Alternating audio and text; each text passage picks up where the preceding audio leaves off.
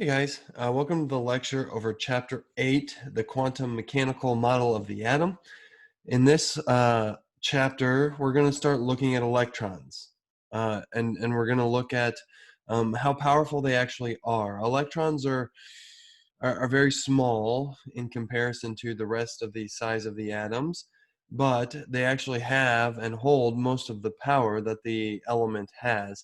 The electrons, as we'll see later on, is actually what does the binding into molecules. And so, but before we can even start talking about that, we need to start talking about the electron itself. And so, how do electrons behave? This is known as the quantum mechanical model. And this is the model, right, that has been put forth that helps us explain the strange behavior of the electron. And so it explains how electrons exist with atoms and then how electrons determine the chemical and physical properties of the elements, right? Because it's all because of the electrons, right? We talked about metals give up an electron. We talk about nonmetals that accept an electron. It's all about electrons. So what we're going to see and what we're going to, at the end of this discussion, especially when we talk about chapter 9 stuff, we're going to be able to see why, um, we're going to be able to see why the electrons or why the alkaline metals are so reactive, why the halogens are so reactive. And it all has to do with electrons. Now, before we talk about electrons, let's talk about light, because what we're going to see is that there's going to be a very high overlap and of between light and um, the electrons. And so light has two natures, right? Light is weird. Light has a wave and a particle duality. And what we mean by that is there's a portion of light we can describe by using waves, right? Light waves. And we can also describe light by using particles, right? And we'll talk about the difference between the two and what we can do with those two things. And electromagnetic radiation, you might have heard of that before. An electromagnetic pulse, right, is a weapon that is used sometimes. And what it is it's the type of energy embodied in oscillating electric and magnetic fields. And what happens is in light, what we mean by electric fields is it's just there's electrically charged particle experiencing a force. Protons have this, and a magnetic field is just a region of space where a magnetic particle experiences a force. And so what happens, and again, just the minutia, just the I will not ask you to define what an electronic field is, what a magnetic field is. Just know, right, that there are particles in light that experience a force. Waves that we're going to talk about the wave nature of light first. Waves move at a constant speed. This is known as the speed of light, and that's 3.00 times 10 to the 8th meters per second in a vacuum, right, with no external molecules that can be bumped into, that can kind of change the way where the wave is moving. And so that's the speed of light. We'll need that constant in some of the equations that we're going to use, but that's okay, because just like with any other constant, I will give it to you. And so let's go ahead and talk about the wave nature of light and what we can do with it, and ways that we can describe it. And so there's a few different things that we can use to describe a wave. One is amplitude. So amplitude is, like the picture shows, if we have a middle portion in our waves, and so what we have is we have a peak. Those are the waves that go up, and then we have the valley, those that go down above that middle. So peak and valley. And the amplitude is just how high the peak is and how high or how low the valley is, right? That just means amplitude. Wavelength is if we took the middle of one crest or of the peak to the middle of the next peak, that is known as the wavelength. So why do we care about amplitude and wavelength? Well, wavelengths, what we'll see when we talk about the spectrum, wavelengths determine what colors that we see. right? Different wavelengths correspond to different colors. Amplitudes correspond to the brightness, right? The brightness of something that we're looking at. There's another way, excuse me, there's another way that we can describe these waves that's not as it does not define up here on the slide. And what that is known as frequency, right? So frequency is just the number of cycles that pass through a stationary point in a given of times. Normally frequency can be done in hertz. We'll show an equation in a minute on how we can calculate this. But so let's say we look at the one, let's look at the yellow line, right? Let's look at the yellow box, and let's say we draw a point or a line right in the middle, right, of that peak. And what we do is we say, okay, over 1 second, how many cycles, how many peaks will pass by my point? And we're going to count them. That amount, that many cycles, that amount is known as the frequency. Now, how can we calculate frequency? I am so glad you asked. So here's the equation for frequency. Frequency, what is that, a new? Frequency is the little fancy V there. And I should know what that is since I'm studying Greek, just as a, you know, something extra to study. But for now, that's escaping me, is equal to C, which is the speed of light, divided by the wavelength, which is a lambda, right? So lambda is a wavelength, frequency, and then the speed of light. Now, when we talk about this equation, I'm going to have you guys solve an equation. There is going to be something that we have to remember.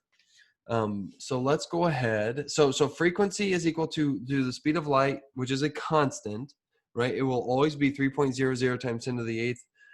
Sorry, that's 3.00 times 10 to the 8th. Let me go ahead and change that.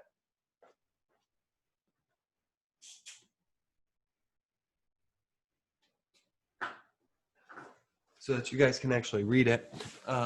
Meters per second, right? Velocity, it's a speed, divided by wavelength. Now, wavelength, just to show you, is in nanometers.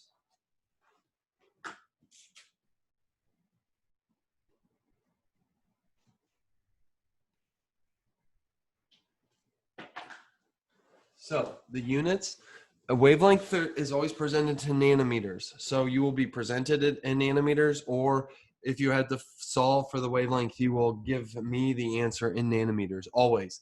Now you might be thinking, well, Dr. Bishop, the speed of light is in meters per second. Exactly. So we're going to have to convert that nanometer wavelength into a meter. But I'm going to show you how that can be done. But first, let's go ahead and let's look. I'm just going to leave the board up. So let's go ahead and look at a question. We're going to look at two questions. The first question, and I'll give you guys some time to write down the details as we go through these two questions. And then I'm going to just take the information that I have on my notes, obviously. We'll go to the board and we'll solve them on the board. So the first question is, the yellow light given off by a sodium vapor lamp used for public lighting has a wavelength of 589 nanometers. What is the frequency of this radiation? All right, so I want to know what the frequency is of the yellow light at 589 nanometers. Here's the question number 2. A laser used to fuse detached retinas produces radiation with a frequency of 4.69 times 10 to the 14th inverse seconds. What is the wavelength of this radiation? And to be honest with you, as I'm looking through my notes, we'll only have one or two more, really just one more equation that we'll have to think about. Otherwise, this is the rest. This is the math for the rest of the semester, really. Woo! I know what you guys, I can hear it from now. All right, so let's go ahead. We'll stop the share. Let's go ahead and solve these problems. So the first question was, we had a sodium vapor lamp that's commonly used for street lighting.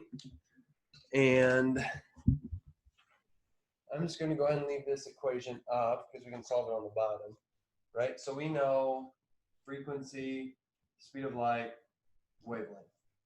And we know that the wavelength is 589 nanometers. All right, so there's a couple ways you can solve this. Obviously, the first way, we need to convert this into meters. And so one of the ways you can solve this is just fill out the problem, right? Meters per second is 589 nanometers. And so there's, for every 1 nanometer, there's 10 to the minus 9th meters, right? And so then we can solve this. And I'll just put the answer down below in a different color so you guys can see it. It's going to be 5.09 times 10 to the 14th inverse seconds. Right? So that's one way to do it. That's one way to do it. So this is one way to solve this type of problem, okay? Is we know the seconds, or we know the speed of light, we know the wavelength. We just do a small little conversion, right? So nanometers is 10 to the minus 9th. And so for every 1 nanometer, there's 10 to the minus 9th meters. You're going to divide by a really, really small number, which means your answer is going to be a very big number. Okay, so that makes sense. So let's do the next question, and then I'm going to show you a tip on how we can do these conversions really, really easily. So the next question, we were given a frequency and asked to find the wavelength for a laser that fuses retina. So, but before we do that, let's go ahead and manipulate this to find out what we want to solve. So what we're going to do is we're going to multiply each side by wavelength. So wavelength frequency equals the speed of light. Divide by frequency. That cancels. So we know the wavelength is going to equal the speed of light divided by the frequency. And I'm at the bottom of the board. All right, so we know the frequency is going to be, actually we'll just do it, 3.00 times 10 to the 8th meters per second over 4.69 times 10 to the 14th inverse seconds, right? The seconds are going to cancel. When we punch this into our calculator, we get 6.40 times 10 to the negative 7th meters. But if you remember, I said if we're doing wavelength, it has to be in nanometers. So we have to convert this. Now, we could go through the same way we did previously, right? Where we did, there's 10 to the minus 9 meters for every 1 nanometer. Here's the key. 10 to the minus 9. Here we have 10 to the minus 7. So we have 10 to the minus 7, 10 to the minus 8, 10 to the minus 9. Most of the time, we are going to be given wavelengths in triple digits. If that's the case, from nanometers to meters, you just put the decimal right here, and you say times 10 to the minus 7. Okay? That's how you go from nanometers to meters. If you're going from meters to nanometers, it's 10 to the minus 7th. You just move the decimal point over 2, and we can get the nanometer. So it's just a little trick. Again, the more conversions that we do, the better that we'll get at this, and the more that we'll see it. And so, that deals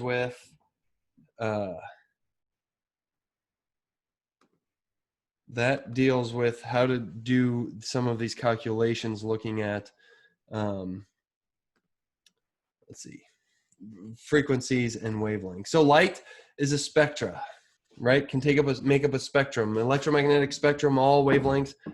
The electromagnetic spectrum is all wavelength, right? If you want to look, it's very interesting that just that small little amount there is just what we can see compared to the whole spectrum.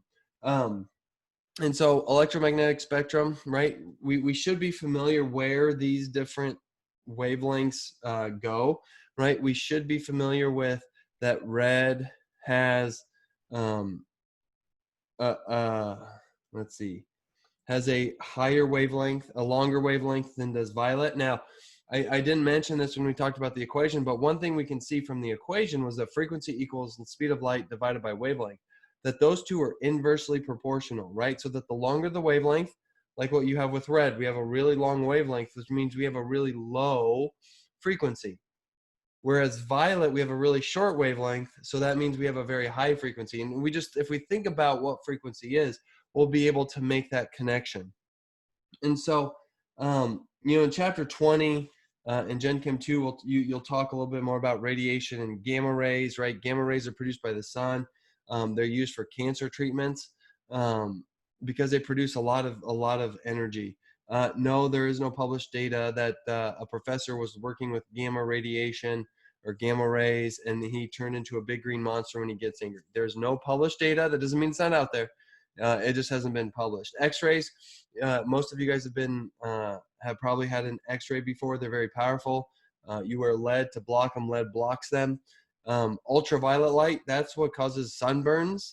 It's not as energetic. And so as you can see, we start on the right? High energy. What do you notice about those high energy rays? That's right. They have a very high frequency, right? They have a very short wavelength. And then as we move across, what we'll see is that the wavelength starts to expand. They don't have as much energy. They still have energy, just not as much, right? Visible light is everything we can see. Infrared radiation, right? IR causes heat. So when you place your hand next to a light, that's the infrared radiation, the heat that you're feeling. And then obviously microwaves we use to cook food. It causes our water molecules in our food to vibrate, causing our food to heat up, causing us then to dry out our food if we microwave it too much. So that's something just about light waves. One of the last things that we're going to talk about with regards to waves is how light waves behave. They can interfere with each other, right? Either the building or canceling of each other. Positive interference, constructive overlap, positive interference causes waves to be amplified, right? So you have two waves going have the same troughs, have the same peaks. Those two come together, they'll be constructive. It's just like if you ever hear a band play an in-tune sound, right? That is constructive interference, constructive overlap, and it sounds beautiful. Whereas destructive overlap, where the waves are out of the phase, right? They'll cancel each other out. And you'll actually see in the case of light, there'll be a black spot where that happens. Diffraction, right? When a wave encounters an object, it bends or diffracts around it. That's the very top. What happens if we were to shoot a wave into a small hole, it will start to spread out, which is interesting because when you do these experiments, you also see a light just passing straight through like you would as a particle. And so we're going to stop talking about light as a wave right now. That's going to end part one. In part two, we're going to talk about wave as a particle, and then what we can talk about and what we can see with that.